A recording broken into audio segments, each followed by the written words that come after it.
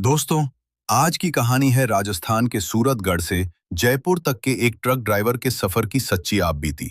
ये घटना एक ऐसी रात की है जब एक ट्रक ड्राइवर अपने ट्रक में सामान लेकर सूरतगढ़ से जयपुर की तरफ जा रहा था।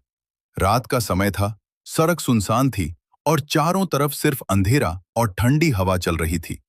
लेकिन उस रात रास्ते में कुछ ऐसा हुआ जिसे याद करके आज भी उस ड्राइवर के रोंगटे खड़े हो जाते हैं, क्योंकि उस सुनसान हाईवे पर उसे एक ऐसी चीज दिखाई दी जो इंसान नहीं थी।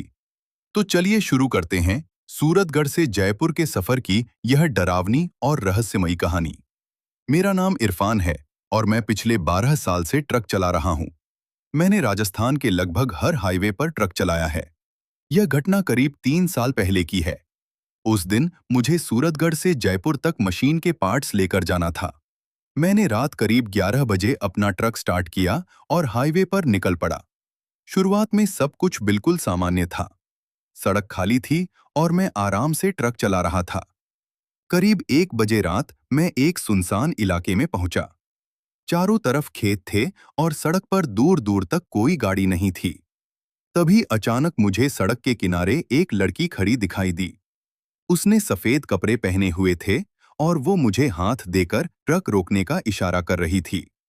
मैं थोड़ा चौंक गया, क्योंकि उस जगह पर इतनी रात में किसी का होना अजीब था। पहले तो मैंने ट्रक रोकने का सोचा ही नहीं, लेकिन फिर लगा कि शायद उसे मदद की जरूरत होगी। मैंने धीरे धीरे ट्रक की स्पीड कम की और जैसे ही ट्रक उसके पास पहुंचा, मेरे शरीर में एक अजीब सी ठंडक दौड़ गई, क्योंकि वो लड़की मुझे देख नहीं रही थी, बल्कि उसकी नजर सीधे ट्रक के पीछे की तरफ थी। और तभी उसने धीरे से कहा, मुझे भी जयपुर तक छोड़ दोगे? उसकी आवाज इतनी धीमी थी कि जैसे दूर से आ रही हो। और यहीं से शुरू हुआ उस रात का सबसे डरावना सफर। जब उस लड़की ने मुझसे कहा, मुझे भी जयपुर तक छोड़ दोगे, तो कुछ पल के लिए मैं चुप हो गया। इतनी रात में सुनसान हाईवे पर किसी लड़की का मिलना मुझे थोड़ा अजीब लग रहा था। लेकिन फिर मैंने सोचा कि शायद उसे सच में मदद की जरूरत होगी। मैंने ट्रक रोक दिया और कहा, ठीक है, बैठ जाओ। वो धीरे धीरे ट्रक के पास आई और दरवाजा खोलकर पैसेंजर सीट पर बैठ गई। जैसे ही वो ट्रक में बैठी, ट्रक के अंदर अचानक बहुत ठंड हो गई। मैंने सोचा शायद बाहर ठंडी हवा चल रही होगी। कुछ मिनट तक हम दोनों चुप रहे। सड़क पर सिर्फ ट्रक की हेडलाइटें ही रोशनी कर रही थीं। थोड़ी देर बाद मैंने उससे पूछा, तुम इतनी रात में यहाँ क्या कर रही थीं? उसने बहुत धीरे से जवाब दिया, मैं घर जा रही थी, जयपुर। उसकी आवाज बहुत अजीब थी, जैसे बहुत दूर से आ रही हो।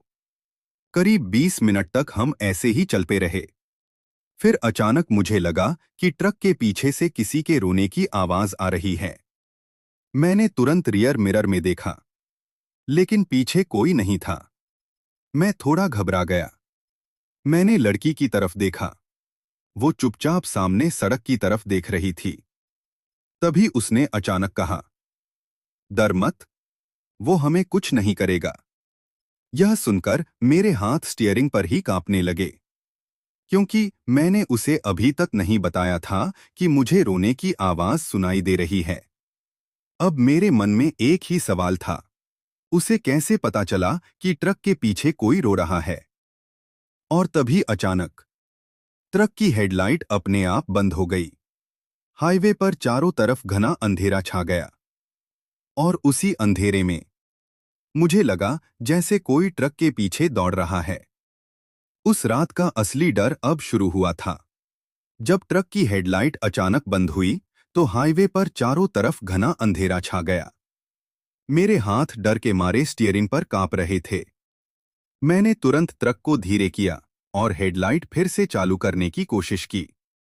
कुछ सेकंड बाद हेडलाइट फिर से जल गई। लेकिन जैसे ही रोशनी सामने पड़ी, मेरे होश उड़ गए, क्योंकि सड़क के बीचों बीच एक छोटा सा बच्चा खड़ा था। मैंने तुरंत ब्रेक लगाया और ट्रक रोक दिया। दिल इतनी तेज धड़क रहा था कि मुझे लग रहा था जैसे अभी बाहर आ जाएगा। मैंने धीरे से उस लड़की की तरफ देखा जो मेरे साथ बैठी थी। लेकिन इस बार वो सीट खाली थी। ट्रक का दरवाजा भी बंद था, लेकिन वो लड़की कहीं भी दिखाई नहीं दे रही थी। मैं घबरा गया। मैंने फिर से सड़क की तरफ देखा। वो बच्चा भी गायब हो चुका था। अब मुझे समझ नहीं आ रहा था कि यह सब क्या हो रहा है। डर के मारे मैंने तुरंत ट्रक स्टार्ट किया और तेज चलाने लगा। करीब 10 किलोमीटर आगे मुझे एक छोटा सा ढाबा दिखाई दिया। मैंने ट्रक वहीं रोक दिया। ढाबे वाले बुजुर्ग की बात सुनने के बाद मेरा डर और बढ़ गया था। मैंने जल्दी से चाय खत्म की और फिर से जयपुर की तरफ ट्रक लेकर निकल पड़ा। अब रात के करीब 3:30 हो चुके थे। सड़क फिर से सुनसान थी। मैं बार बार रियर मिरर देख रहा था, जैसे कोई मेरे पीछे बैठा हो। करीब 20 किलोमीटर आगे जाने के बाद मुझे अचानक लगा कि ट्रक की पैसेंजर सीट पर कोई हलचल हो रही है। मैंने धीरे से उस सीट की तरफ देखा और मेरा दिल जोर से धड़कने लगा। वहीं सीट पर एक छोटा सा गीला सा कपड़ा रखा हुआ था। वो कपड़ा बिल्कुल बच्चों के कपड़ों जैसा था। मैंने हैरान होकर उसे उठाया। वो ठंडा और थोड़ा गीला था, जैसे अभी अभी किसी ने पहना हो। मुझे तुरंत ढाबे वाले की बात याद आ गई। एक औरत और उसके बच्चे का एक्सीडेंट। अब मुझे लगने लगा था कि शायद वही औरत और उसका बच्चा मेरे ट्रक में आए थे। लेकिन असली डर अभी बाकी था। कुछ देर बाद जब मैं जयपुर के पास पहुंचने वाला था, तभी अचानक मुझे सड़क के किनारे वही सफेद कपड़ों वाली लड़की फिर से दिखाई दी। लेकिन इस बार वो अकेली नहीं थी। उसके साथ वही छोटा बच्चा भी खड़ा था। दोनों सड़क के किनारे खड़े होकर मुझे देख रहे थे। उनके चेहरे पर हल्की सी मुस्कान थी। फिर लड़की ने धीरे से हाथ हिलाया, जैसे किसी का धन्यवाद कर रही हो, और अगले ही पल दोनों धुंध में गायब हो गए। उस रात मुझे पहली बार ऐसा लगा कि शायद उन्होंने सिर्फ अपने सफर को पूरा करने के लिए मेरा ट्रक चुना था। लेकिन आज भी जब मैं उस रास्ते से गुजरता हूं, तो कभी-कभी मुझे लगता है कि ट्रक की खाली सीट पर कोई चुपचाप बैठा हुआ है। जब वो लड़की और उसका बच्चा धुंध में गायब हो गए, तो मैं कुछ देर तक वहीं खड़ा रह गया। मुझे समझ ही नहीं आ रहा था कि अभी जो हुआ वो सपना था या सच। लेकिन फिर मैंने हिम्मत करके ट्रक स्टार्ट किया और जयपुर की तरफ चल पड़ा। सुबह करीब 6 बजे मैं जयपुर पहुंच गया। मैं बहुत थक चुका था, इसलिए मैंने एक ढाबे पर ट्रक रोका और चाय पीने लगा। वहीं एक बुजुर्ग आदमी बैठा था।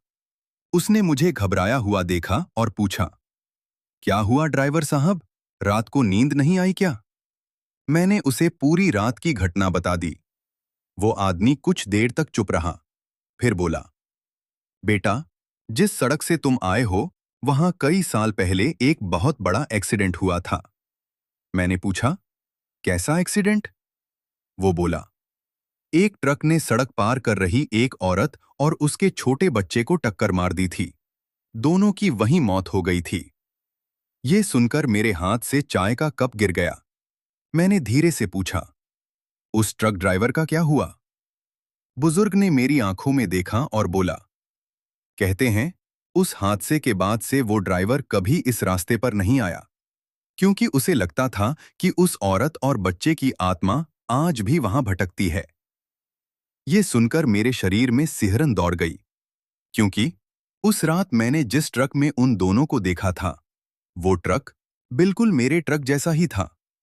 और तभी मुझे एहसास हुआ, शायद वो औरत और उसका बच्चा मुझसे बदला लेने नहीं आए थे। शायद वो सिर्फ यह दिखाने आए थे कि कुछ हादसे ऐसे होते हैं जिनकी कहानी सड़क कभी नहीं भूलती। दोस्तों, यहीं पर इस रहस्यमयी और डरावनी कहानी का अंत होता है। अगर आपको सूरतगढ़ से जयपुर तक के ट्रक ड्राइवर की यह आप बीती कहानी पसंद आई हो, तो वीडियो को लाइक जरूर करें और ऐसे ही डरावनी व रहस्यमयी कहानियां सुनने के लिए हमारे चैनल को सब्सक्राइब करना बिल्कुल न